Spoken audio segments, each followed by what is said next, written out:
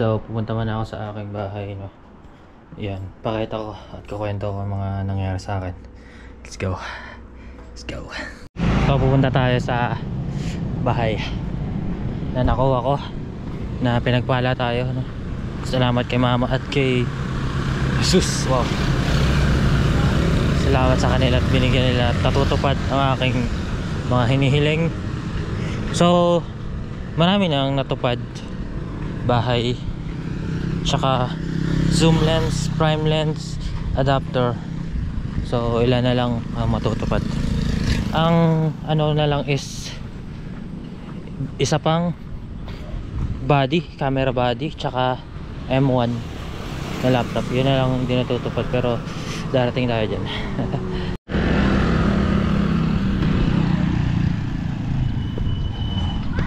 Ganyan yung itsura magiging playground Salvador next time.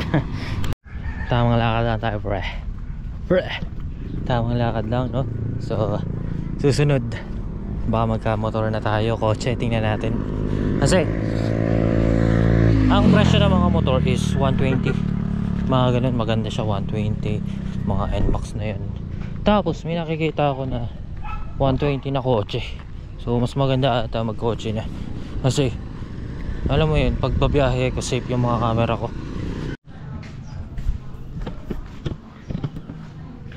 Pagkita mo ang bahay ni Kupal. Gupitin lang natin itong mga walang hiya na to.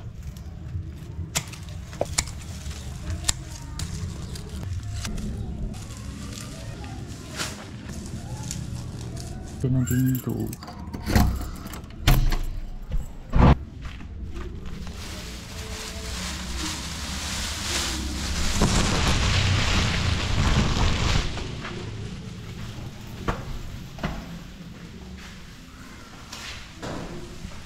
Ito man ilalagay yung mga damo.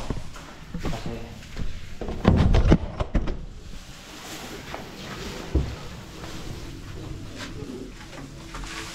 so ito na yung bahay ko. Yan. Tapos pupunta tayo dito sa kwarto. Yan. Nalagyan ko na ng ganyan pang tabing. So wala pa tong kuryente, guys, tsaka tubig. So gagawin pa lang. Nandito ko nalagyan yung PC ko. Yan pang mga power source. Tsaka ito. So ito din yung kanyang banyo. Ano working to. Kasi ito wala siyang tubig. Hindi ko alam kung paano siya lagyan ng tubig, kasi wala siyang tubig. Malaman niya next time. So ito, ganito lang, labas. So pwede pa maging kwarto to. Bala ko dito, tatanggalin ko to para gawin siyang ano tawag dito, gawing studio type. Ayan, magpipicture dito.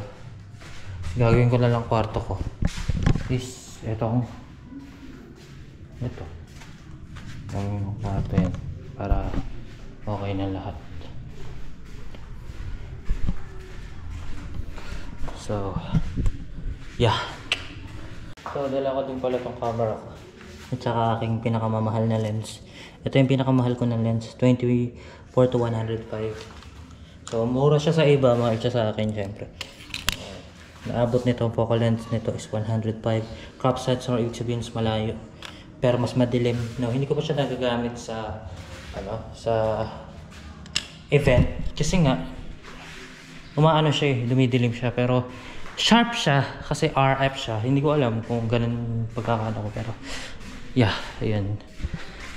So ito ang bahay ko, no? Konting update lang. Nagkabahay na Salvador ng Pinas after 25 years. And nagkabahay na ako, so lalagyan ko na siya ng kisame. So ang magiging content ko dito is survival mode, kasi syempre may binabayaran akong 5.5 sa camera, tapos 500 sa dito sa bahay, kasi may bahay ito, Hulugan Torrento, anong to. So 500, Tapos magpapakabit ako internet, siguro 1.5 yun. So magkano na yun? So bali, wait lang, 7,000. Tapos kuryente, tubig, sabihin na natin na 1.5 ulit, di ba? 8.5. So 8.5 kailangan kong makaano sa full-time photography, 8.5. So magti 3 months na akong full-time photographer. So sana makuha ko lahat ng kailangan ko doon. So hindi na ako magtatagal dito kasi parang uulan eh. Tingnan. Parang uulan siya, so bawal maulanan to. So walis ng konti, tapos alis na ulit. So babay na tayo sa ating isang tagumpay ito. So babay na tayo. Pag may na to, tubig na, tira na ako dito. Doon na magsisimula ang ating survival mode. 8.5 every month, bro. Hindi ko alam kung basic siya, pero tingnan natin, gawa natin yung paraan, bro. So let's go. Dilim eh.